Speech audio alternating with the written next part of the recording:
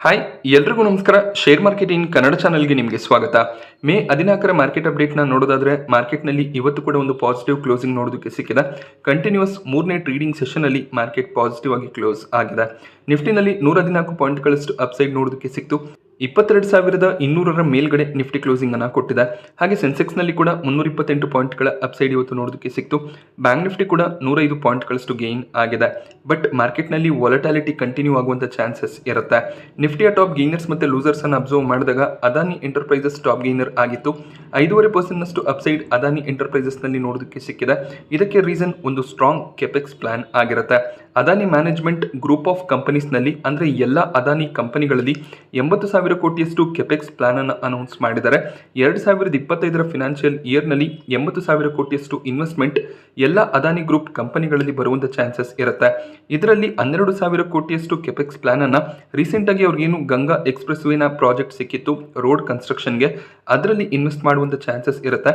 ಹಾಗೆ ರೀಸೆಂಟ್ ಆಗಿ PVC ಬಿಸ್ನೆಸ್ಗೆ ಕೂಡ ಎಂಟ್ರಿಯನ್ನ ಕೊಟ್ಟಿದ್ರು. ಆ ಒಂದು ಬಿಸ್ನೆಸ್ ನಲ್ಲಿ ಕೂಡ 10,000 ಕೋಟಿ ಇನ್ವೆಸ್ಟ್ಮೆಂಟ್ ಪ್ಲಾನ್ ಅನ್ನ ಅದಾನಿ ಗ್ರೂಪ್ ಹೊಂದಿದ್ದಾರೆ. ಹಾಗೆ 5,000 ಕೋಟಿಯಷ್ಟು ಇನ್ವೆಸ್ಟ್ಮೆಂಟ್ ಅನ್ನ ಡೇಟಾ ಸೆಂಟರ್ ಬಿಸ್ನೆಸ್ ನಲ್ಲಿ ಕೂಡ ಮಾಡಬೇಕು ಅಂತ ಇದ್ದಾರೆ. ಓವರ್ ಆಲ್ 80,000 ಕೋಟಿಯ ಇನ್ವೆಸ್ಟ್ಮೆಂಟ್ ಪ್ಲಾನ್ ಆಗಿದೆ. ಈ ನ್ಯೂಸ್ ನಿಂದ ಎಲ್ಲ ಅದಾನಿ ಸ್ಟಾಕ್ ಗಳು ಇವತ್ತು ಪಾಸಿಟಿವ್ ಆಗಿ ಕ್ಲೋಸಿಂಗ್ ಅನ್ನ ಕೊಟ್ಟಿದೆ. ಅದಾನಿ ಟೋಟಲ್ ಗ್ಯಾಸ್ ಆಲ್ಮೋಸ್ಟ್ 7% ಇವತ್ತು ಗೇನ್ ಆಗಿದೆ. ಹಾಗೆ M&M ಹೀರೋ ಮೋಟೋಕಾರ್ಪ್ ನಲ್ಲಿ ಕೂಡ 3%ಗೂ ಹೆಚ್ಚಿನ ಅಪ್ಸೈಡ್ ನೋಡೋದಕ್ಕೆ ಸಿಕ್ತು. Hero MotoCorp all time high ಹತ್ರ ಟ್ರೇಡ್ ಆಗ್ತಾ ಇದೆ. ಹಾಗೆ ಹೀರೋ ಮೋಟೋಕಾರ್ಪ್ ONDC ಜೊತೆಯಲ್ಲಿ ಪಾರ್ಟ್ನರ್ಶಿಪ್ ಅನ್ನ ಮಾಡ್ಕೊಂಡಿದ್ದಾರೆ. ONDC ಗವರ್ಮೆಂಟ್ ಆಫ್ ಇಂಡಿಯಾದ ಒಂದು ಡಿಜಿಟಲ್ ಇಂಡಿಯಾ ಮಿಷನ್ ಕಾನ್ಸೆಪ್ಟ್ ಆಗಿರುತ್ತೆ. ONDC ಮೂಲಕ ಫುಡ್ ಡೆಲಿವರಿ ಆಗ್ತಿತ್ತು. ONDC ಆಪ್ ನಿಂದ ಸ್ವಿಗ್ಗಿ ಮತ್ತೆ ಝೊಮ್ಯಾಟೊ ಬಿಸ್ನೆಸ್ ನ ಮೇಲೆ ಇಂಪ್ಯಾಕ್ಟ್ ಬರ್ಬೋದು ಅನ್ನುವಂತ ಒಂದು ನ್ಯೂಸ್ ಇತ್ತು. ಬಟ್ ONDC ನಿಂದ ಹೆಚ್ಚಿನ ಒಂದು ಇಂಪ್ಯಾಕ್ಟ್ ಫುಡ್ ಡೆಲಿವರಿ ಬಿಸ್ನೆಸ್ ನ ಮೇಲೆ ಆಗಲಿಲ್ಲ. ಈಗ ಹೀರೋ ಮೋಟೋಕಾರ್ಪ್ ONDC ಜೊತೆಯಲ್ಲಿ ಪಾರ್ಟ್ನರ್ಶಿಪ್ ಅನ್ನ ಮಾಡ್ಕೊಂಡಿದ್ದಾರೆ. ಸೊ ಈಗ ONDC ಮೂಲಕ ಇವರು 2 ವೀಲರ್ ಪಾರ್ಟ್ಸ್ ಗಳನ್ನ ಆಕ್ಸೆಸರೀಸ್ ಗಳನ್ನ ಕಸ್ಟಮರ್ಸ್ ಗಳಿಗೆ ತಲುಪಿಸ್ತಾರೆ. ಪೇಟಿಎಂ ಮತ್ತೆ ಬೇರೆ ಆಪ್ ಗಳಲ್ಲಿ ONDC ಸರ್ವಿಸಸ್ ಅವೈಲೇಬಲ್ ಇರುತ್ತೆ. ಫುಡ್ ಡೆಲಿವರಿ ರೀತಿಯಲ್ಲೇ ಹೀರೋ ಮೋಟೋಕಾರ್ಪ್ ಕೂಡ ವೆಹಿಕಲ್ ಪಾರ್ಟ್ಸ್ ಗಳನ್ನ ಡೆಲಿವರ್ ಮಾಡುವಂತ ಪ್ಲಾನ್ಸ್ ಅನ್ನ ಮಾಡಿದ್ದಾರೆ. ಸೊ ಆಟೋ ವೆಹಿಕಲ್ಸ್ ನ ಪಾರ್ಟ್ಸ್ ಗಳನ್ನ ಹುಡ್ಕೊಂಡು ಹೋಗುವಂತ ಅವಶ್ಯಕತೆ ಇರೋದಿಲ್ಲ. ONDC ಆಪ್ ನ ಮೂಲಕ ಪಾರ್ಟ್ಸ್ ಗಳಿಗೆ ಆರ್ಡರ್ ಅನ್ನ ಕೊಡಬಹುದಾಗುತ್ತೆ.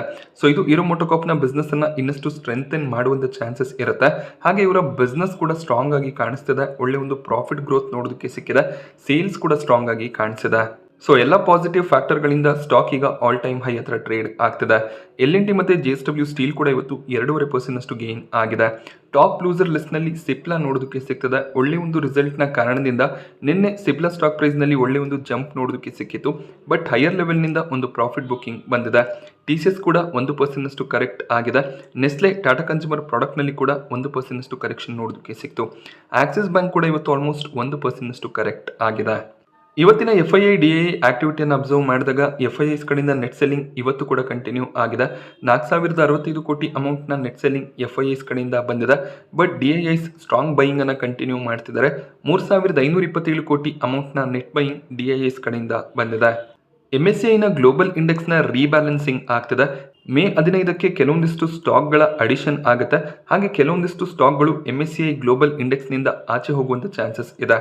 ಈ ಒಂದು ರೀಬ್ಯಾಲೆನ್ಸಿಂಗ್ ನಿಂದ ಇಂಡಿಯನ್ ಸ್ಟಾಕ್ ಮಾರ್ಕೆಟ್ ನಲ್ಲಿ $2 ಬಿಲಿಯನ್ ನಷ್ಟು ಇನ್ಫ್ಲೋ ಬರುವಂತ ಚಾನ್ಸಸ್ ಇದೆ. Indus Towers, PB fintech, Phoenix Mills, Sundaram finance, Mankind Pharma MSCI ನ ಸ್ಟ್ಯಾಂಡರ್ಡ್ ಇಂಡೆಕ್ಸ್ ಗೆ ಆಡ್ ಆಗುವಂತ ಚಾನ್ಸಸ್ ಇದೆ.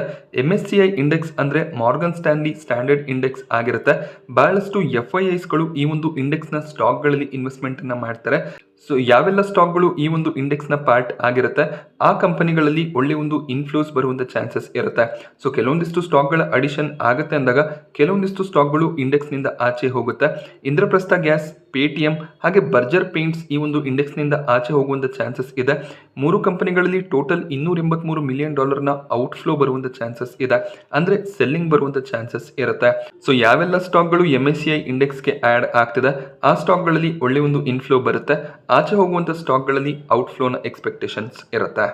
ಇಂಡಾಲ್ಕೋ ಸ್ಟಾಕ್ ಪ್ರೈಸ್ ನಲ್ಲಿ ಇವತ್ತು 2% ಅಷ್ಟು ಜಂಪ್ ನೋಡೋದಕ್ಕೆ ಸಿಕ್ತು. ಇದಕ್ಕೆ ರೀಸನ್ ಇಂಡಾಲ್ಕೋದ ಸಬ್ಸಿಡರಿ ಕಂಪನಿ ಆಗಿರುವಂತಹ ನೋವಿಲಿಸ್ IPO ತರುವಂತ ಪ್ಲಾನ್ಸ್ ಅನ್ನ ಮಾಡ್ತಿದ್ದಾರೆ.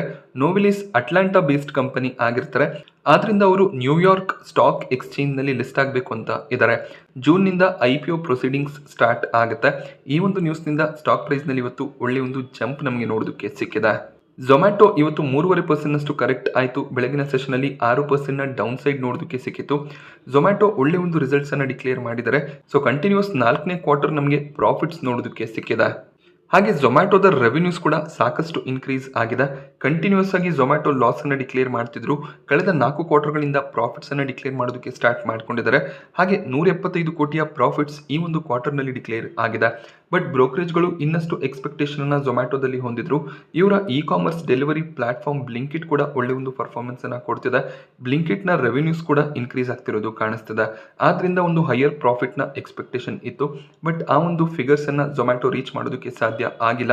ಬಟ್ ಸ್ಟಿಲ್ ಒಳ್ಳೆ ಒಂದು ರಿಸಲ್ಟ್ ಝೊಮ್ಯಾಟೊ ಕಡೆಯಿಂದ ಬಂದಿದೆ. ಬಟ್ ಝೊಮ್ಯಾಟೊ ಇವತ್ತು 3.5% ನಷ್ಟು ಕರೆಕ್ಟ್ ಆಗೋದಕ್ಕೆ ರೀಸನ್ ಝೊಮ್ಯಾಟೊದ ಮ್ಯಾನೇಜ್ಮೆಂಟ್ ESOP ನಲ್ಲಿ 2% ನಷ್ಟು ಅಲೋಕೇಶನ್ ಅನ್ನ ಮಾಡಬೇಕು ಅಂತ ಇದ್ದಾರೆ.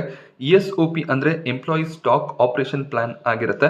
ಅಂದ್ರೆ ಕಂಪನಿಯಲ್ಲಿ ಕೆಲಸ ಮಾಡುವಂತ ಎಂಪ್ಲಾಯೀಸ್ ಗಳಿಗೆ ಒಂದಿಷ್ಟು ಶೇರ್ಸ್ ಗಳನ್ನ ಝೊಮ್ಯಾಟೊ ಆಫರ್ ಮಾಡ್ತಾರೆ. ಸೊ ESOP ನಲ್ಲಿ 2% ನಷ್ಟು ಪೂಲ್ ನ ಅಡಿಷನ್ ಆಗ್ತಿರೋದ್ರಿಂದ ಎಲ್ಲೋ ಒಂದ್ ಕಡೆ ಮಾರ್ಜಿನ್ ನ ಮೇಲೆ ಇಂಪ್ಯಾಕ್ಟ್ ಬರ್ಬೋದು ಅನ್ನೋದು ಬ್ರೋಕರೇಜ್ಗಳ ವ್ಯೂ ಆಗಿರುತ್ತೆ. ಬಟ್ ಬಹಳಷ್ಟು ಬ್ರೋಕರೇಜ್ಗಳು ಝೊಮ್ಯಾಟೊ ಸ್ಟಾಕ್ ಅನ್ನ ಅಪ್ಗ್ರೇಡ್ ಮಾಡಿದ್ದಾರೆ. ಟಾರ್ಗೆಟ್ಸ್ ಅನ್ನು ನೀವು ಅಬ್ಸರ್ವ್ ಮಾಡಿದಾಗ CLSA ಕಡೆಯಿಂದ ಬೈ ರೆಕಮೆಂಡೇಶನ್ ನೋಡೋದಕ್ಕೆ ಸಿಗ್ತದೆ. 248ರ ಟಾರ್ಗೆಟ್ ಪ್ರೈಸ್ ಅನ್ನು CLSA ಝೊಮ್ಯಾಟೊಗೆ ಕೊಡ್ತಾ ಇದ್ದಾರೆ. ಬರ್ನ್ಸ್ಟೈನ್ ಔಟ್ ಪರ್ಫಾರ್ಮ್ ರೇಟಿಂಗ್ ಅನ್ನು ಕೊಟ್ಟಿದ್ದು 230ರ ಟಾರ್ಗೆಟ್ ಪ್ರೈಸ್ ಅನ್ನು ಕೊಟ್ಟಿದ್ದಾರೆ. Morgan Stanley over wait rating ಅನ್ನು ಕೊಟ್ಟು 180ರ ಟಾರ್ಗೆಟ್ ಪ್ರೈಸ್ ಕೊಡ್ತಾ ಇದ್ದಾರೆ. ಜೆಫ್ರೀಸ್ ನೋಮುರಾ ಮತ್ತೆ ನೋಮಾ ಕಡೆಯಿಂದ ಬೈ ರೇಟಿಂಗ್ ನೋಡೋದಕ್ಕೆ ಸಿಗ್ತದೆ. 230ರಿಂದ 245ರ ಟಾರ್ಗೆಟ್ ಪ್ರೈಸ್ ಅನ್ನ ಈ ಬ್ರೋಕರೇಜ್ಗಳು ಕೊಟ್ಟಿದ್ದಾರೆ. ಹಾಗೆ UBS ಕೂಡ ಬೈ ರೆಕಮೆಂಡೇಶನ್ ಅನ್ನ ಕೊಟ್ಟಿದ್ದು 250ರ ಟಾರ್ಗೆಟ್ ಪ್ರೈಸ್ ಅನ್ನ ಕೊಡ್ತಾ ಇದ್ದಾರೆ. ಸೊ ಬಹಳಷ್ಟು ಬ್ರೋಕರೇಜ್ಗಳು 200ರ ಮೇಲೆ ಝೊಮ್ಯಾಟೊದ ಟಾರ್ಗೆಟ್ಸ್ ಗಳನ್ನ ಕೊಟ್ಟಿದ್ದಾರೆ. ಸೊ ಒಳ್ಳೆ ಒಂದು ರಿಸಲ್ಟೇ ಬಂದಿದೆ. ಬಿಸ್ನೆಸ್ ಕೂಡ ಸ್ಟ್ರಾಂಗ್ ಆಗಿ ಕಾಣಿಸ್ತಿದೆ. ಸೊ ಸ್ಟಾಕ್ ಪ್ರೈಸ್ ನಲ್ಲಿ ಒಳ್ಳೆ ಒಂದು ಪಾಸಿಟಿವ್ ಟ್ರೆಂಡ್ ನ ಎಕ್ಸ್ಪೆಕ್ಟೇಷನ್ಸ್ ಕೂಡ ಮುಂದಿನ ದಿನಗಳಲ್ಲಿ ಇರುತ್ತೆ. ಶ್ರೀರಾಮ್ ಫಿನಾನ್ಸ್ ಸ್ಟಾಕ್ ಪ್ರೈಸ್ ನಲ್ಲಿ ಇವತ್ತು 5% ನಷ್ಟು ಜಂಪ್ ನೋಡೋದಕ್ಕೆ ಸಿಕ್ತು. ಇವರು ತಮ್ಮ ಹೌಸಿಂಗ್ ಫಿನಾನ್ಸ್ ಯೂನಿಟ್ ಅನ್ನ US ಪ್ರೈವೇಟ್ ಈಕ್ವಿಟಿ ಫರ್ಮ್ ಆಗಿರುವಂತಹ ವಾರ್ಬರ್ಗ್ ಪಿನಾಕಸ್ಗೆ 4,630 ಕೋಟಿಯಲ್ಲಿ ಸೆಲ್ ಮಾಡಿದ್ದಾರೆ. ಸೊ ಈ ಒಂದು ಯೂನಿಟ್ ಸೇಲ್ ನಿಂದ ಆಲ್ಮೋಸ್ಟ್ 5,000 ಕೋಟಿಯಷ್ಟು ಫಂಡ್ ರೈಸಿಂಗ್ ಅನ್ನ ಶ್ರೀರಾಮ್ ಫಿನಾನ್ಸ್ ಮಾಡಿದ್ದಾರೆ.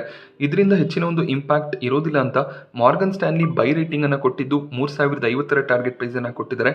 ಅದೇ ರೀತಿಯಲ್ಲಿ ಕೋಟಕ್ ಸೆಕ್ಯೂರಿಟೀಸ್ ನ ಕಡೆಯಿಂದ ಕೂಡ ಬೈ ಕಾಲ್ ನೋಡೋದಕ್ಕೆ ಸಿಗ್ತದೆ.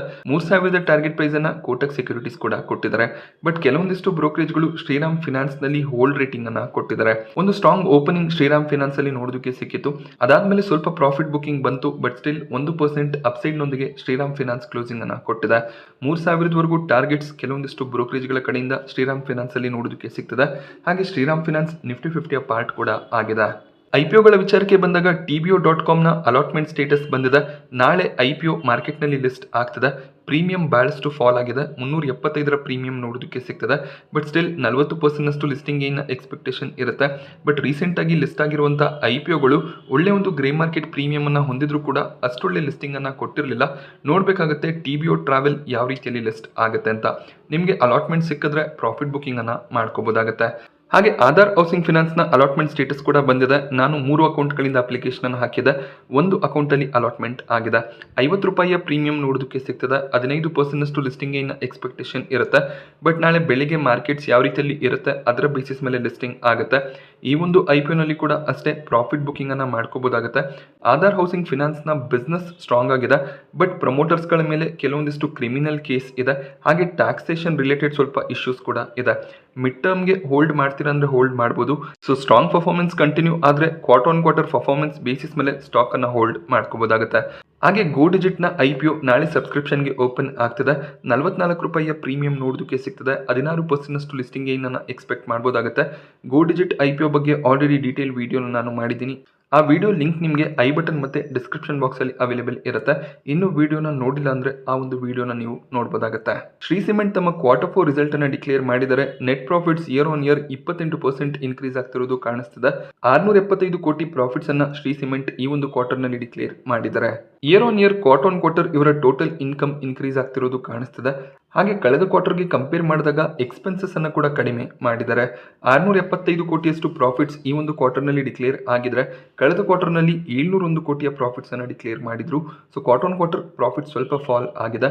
But year on year comparison ಅನ್ನ ಮಾಡಿದಾಗ ಪ್ರಾಫಿಟ್ ನಲ್ಲಿ ಒಳ್ಳೆ ಒಂದು ಗ್ರೋತ್ ನೋಡೋದಕ್ಕೆ ಸಿಕ್ಕಿದೆ. ಹಾಗೆ ಬ್ರೋಕರೇಜ್ಗಳ ಎಕ್ಸ್ಪೆಕ್ಟೇಷನ್ ಇದ್ದಿದ್ದು 590 ಕೋಟಿಯಷ್ಟು ಪ್ರಾಫಿಟ್ಸ್ ಬರ್ಬೋದು ಅಂತ. ಬಟ್ ಒಳ್ಳೆ ಒಂದು ಪ್ರಾಫಿಟ್ ಗ್ರೋತ್ ಶ್ರೀ ಸಿಮೆಂಟ್ ನಲ್ಲಿ ನೋಡೋದಕ್ಕೆ ಸಿಕ್ಕಿದೆ. ಹಾಗೆ 55 ರೂಪಾಯಿಯ ಫೈನಲ್ ಡಿವಿಡೆಂಡ್ ಅನ್ನು ಕೂಡ ಅನೌನ್ಸ್ ಮಾಡಿದ್ದಾರೆ. AGM ನ ನಂತರ ಈ ಒಂದು ಡಿವಿಡೆಂಡ್ ನಿಮಗೆ ಕ್ರೆಡಿಟ್ ಆಗುತ್ತೆ. ಹಾಗೆ 26,000 ಅರೌಂಡ್ ಅಲ್ಲಿ ಈಗ ಶ್ರೀ ಸಿಮೆಂಟ್ ಟ್ರೇಡ್ ಆಗ್ತದೆ. ಇಯರ್ ಆನ್ ಇಯರ್ ಕಂಪ್ಯಾರಿಸನ್ ಅಲ್ಲಿ ಶ್ರೀ ಸಿಮೆಂಟ್ ಒಳ್ಳೆ ಒಂದು ರಿಸಲ್ಟ್ ಅನ್ನು ಡಿಕ್ಲೇರ್ ಮಾಡಿದ್ದಾರೆ. ಭಾರತಿ ಏರ್ಟೆಲ್ ಕೂಡ ತಮ್ಮ Q4 ರಿಸಲ್ಟನ್ನು ಡಿಕ್ಲೇರ್ ಮಾಡಿದರೆ profits year on year 31% fall ಆಗಿದೆ. 3000 ಕೋಟಿಯಷ್ಟು ಪ್ರಾಫಿಟ್ಸನ್ನು ಮಾರ್ಚ್ 2023ರಲ್ಲಿ ಡಿಕ್ಲೇರ್ ಮಾಡಿದ್ರು. ಈ ಒಂದು ಕ್ವಾರ್ಟರ್ನಲ್ಲಿ 2072 ಕೋಟಿಯ ಪ್ರಾಫಿಟ್ ಡಿಕ್ಲೇರ್ ಆಗಿದೆ. ಬ್ರೋಕರೇಜ್ಗಳ ಎಕ್ಸ್ಪೆಕ್ಟೇಷನ್ ಇದ್ದಿದ್ದು 2200 ಕೋಟಿಯಷ್ಟು ಪ್ರಾಫಿಟ್ಸ್ ಬರ್ಬೋದು ಅಂತ, ಬಟ್ ಆ ಒಂದು ಮಾರ್ಕನ್ನು ಭಾರತಿ ಏರ್ಟೆಲ್ ರೀಚ್ ಮಾಡೋದಕ್ಕೆ ಸಾಧ್ಯ ಆಗಿಲ್ಲ. ಹಾಗೆಯೇ revenue year on year 12% increase ಆಗ್ತಿರೋದು ಕಾಣಿಸ್ತದೆ. ಆವ್ರೇಜ್ ರೆವೆನ್ಯೂ ಪರ್ ಯೂಸರ್ ಅಂದರೆ ಪ್ರತಿಯೊಬ್ಬ ಏರ್ಟೆಲ್ ಯೂಸರ್ನಿಂದ 209 ರೂಪಾಯಿ ಪ್ರತಿ ಮಂತ್ ಏರ್ಟೆಲ್ ಕಲೆಕ್ಟ್ ಮಾಡ್ತಿದ್ದಾರೆ. ಏರ್ಟೆಲ್ನ MD CEO ಒಂದು ಸ್ಟೇಟ್ಮೆಂಟನ್ನು ಕೊಟ್ಟಿದ್ರು. ಈ ARPU ಏನಿದೆ ಅದನ್ನು 300 ರೂಪಾಯಿಗೆ ತಗೊಂಡೋಗೋದು ನಮ್ಮ ಒಂದು ಉದ್ದೇಶ ಆಗಿರುತ್ತೆ ಅಂತ. ನೋಡಬೇಕಾಗುತ್ತೆ ARPUನಲ್ಲಿ ಮುಂದಿನ ಕ್ವಾರ್ಟರ್ನಲ್ಲಿ ಯಾವ ರೀತಿಯ ಗ್ರೋತ್ ಇರುತ್ತೆ ಅಂತ. ಹಾಗೆ ಕಂಪನಿ 8 ರೂಪಾಯಿಯ ಡಿವಿಡೆಂಡನ್ನು ಕೂಡ ಅನೌನ್ಸ್ ಮಾಡಿದ್ದಾರೆ. Subscriber base quarter on quarter 2.4% increase ಆಗಿದೆ. ಸೊ ಈ ಒಂದು ಕ್ವಾರ್ಟರ್ನಲ್ಲಿ ಕೂಡ ಕೆಲವೊಂದಿಷ್ಟು ಸಬ್ಸ್ಕ್ರೈಬರ್ಸ್ಗಳನ್ನು ಏರ್ಟೆಲ್ ಆಡ್ ಮಾಡಿಕೊಂಡಿದ್ದಾರೆ. ಸೊ ಭಾರತಿ ಏರ್ಟೆಲ್ ಇವತ್ತು ಫ್ಲಾಟ್ ಆಗಿ ಕ್ಲೋಸಿಂಗ್ ಅನ್ನು ಕೊಟ್ಟಿದೆ. ಮಾರ್ಕೆಟ್ ಅವರ್ಸ್ನ ನಂತರ ರಿಸಲ್ಟ್ ಬಂದಿದೆ. ಎಕ್ಸ್ಪೆಕ್ಟೇಷನ್ನ ಪ್ರಕಾರ ರಿಸಲ್ಟ್ ಬಂದಿಲ್ಲ. ನೋಡಬೇಕಾಗುತ್ತೆ ಭಾರತಿ ಏರ್ಟೆಲ್ ನಾಳೆ ಯಾವ ರೀತಿಯಲ್ಲಿ ರಿಯಾಕ್ಟ್ ಮಾಡುತ್ತೆ ಅಂತ. ನಾನಿವತ್ತು ನಿಮಗೆ ಮಾರ್ಕೆಟ್ನ ಬಗ್ಗೆ ಕೊಟ್ಟಂಥ ಇನ್ಫಾರ್ಮೇಷನ್ ಇಷ್ಟ ಆದರೆ ವಿಡಿಯೋನ ಲೈಕ್ ಮಾಡಿ. ಹಾಗೆ ಇದೇ ರೀತಿಯ ಮಾರ್ಕೆಟ್ ಅಪ್ಡೇಟ್ಸ್ಗಳಿಗೋಸ್ಕರ ಚಾನಲ್ನ ಸಬ್ಸ್ಕ್ರೈಬ್ ಮಾಡ್ಕೊಳ್ಳಿ. Thank you friends.